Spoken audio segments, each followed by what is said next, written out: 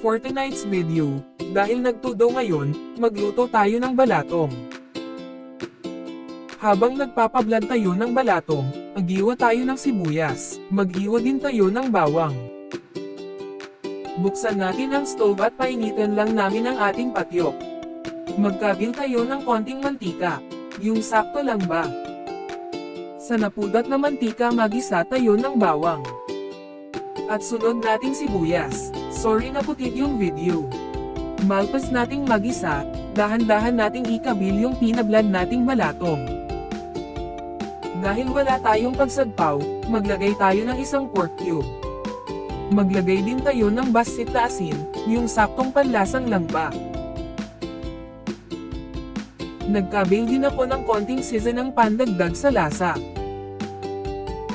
Malapit nang maluto ang ating ginisang monggo, at last, naglagay ako ng chickpea para may konting alalya. At luto na nga ang ating ginisang balatong, so yummy ang sarap-sarap. Ginisang balatong swak na swak sa tag-ulan, try nyo din.